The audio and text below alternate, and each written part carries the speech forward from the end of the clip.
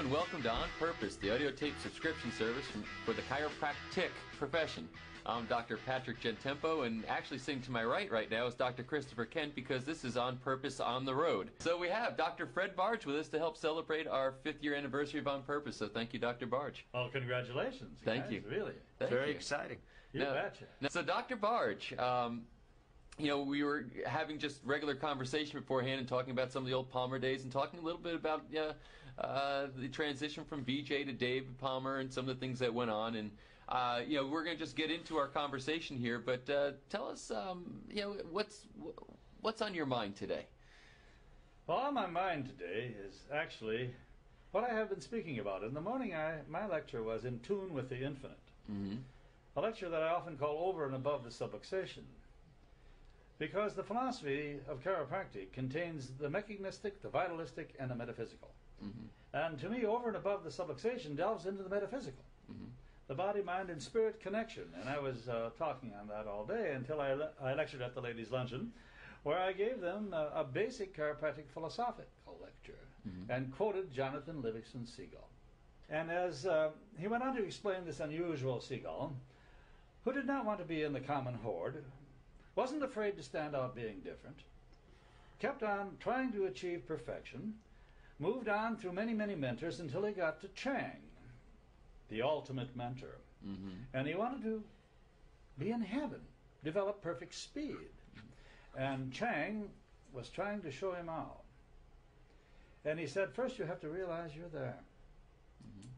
You have to realize you are already there, not confined beneath a 42-inch wingspan. Mm-hmm. And chiropractic today doesn't know it, but they are there. Mm-hmm. Not confined by 24 movable vertebrae. Mm-hmm.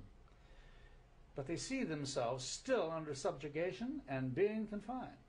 And yet the Eisenberg study, and both of you know the Eisenberg study, my Yes. God, look at the growth in alternative care. And here we are, number one. Who's the alternative now? Well, they are. Right. And yet we can't see it. And some of us don't want it, because we don't want the responsibility of being there.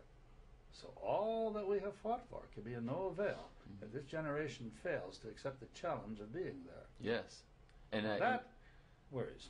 and do you see that this is the pivotal generation? Absolutely. We either go on now to fulfill Edison's statement, Doctor of the future will give no medicine, interest his patients in care of the human frame, and in diet, and the cause and the prevention of disease. That Right. was basically paraphrasing what he said. Right. And here we are sitting on the brink of being that doctor. Mm-hmm. Not part of medicine, not part of the medical team. Mm-hmm.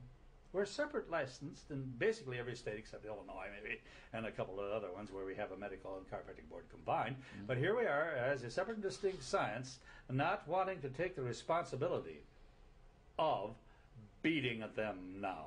Mm-hmm. Beating them in the marketplace, as McAndrews said. Yes. Which Don't is give 'em- already happening. Why, absolutely. Don't.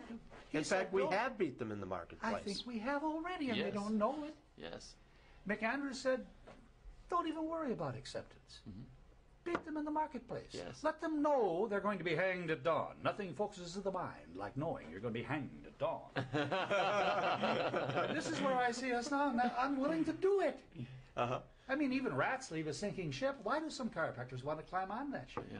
It's a mystery to me. It It's is like a total mystery. I told people today, when a client asks, what do I do to sell a new patient on me?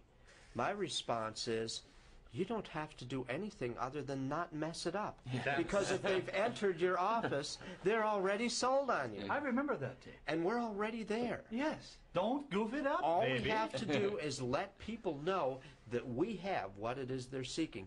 Because when I look at the statement from the UN, World Health Organization, defining health as optimum physical, mental, and social well-being, Right. not merely the absence of disease or infirmity. When I read statements from the United States Department of Health and Welfare talking about how we must look beyond disease rates and death rates and start looking toward optimizing human potential, and I read BJ's vision from History Repeats, where he talked about a world where infectious disease was known only through the history books, and where every man and woman had the ability to labor unfettered by nerve interference and so forth. He said that was his vision for the year 2000. And the consciousness is there. All we have to do is build that bridge. And I think that's what you were talking about. Absolutely. Assuming responsibility and knowing that we're not bound by the wingspan, as you said. That's right.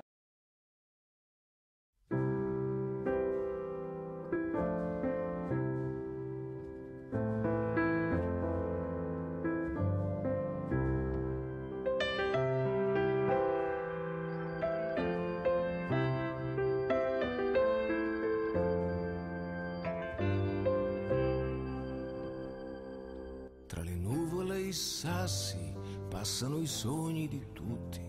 Passa il sole ogni giorno senza mai tardare. Dove sarò domani? Dove sarò?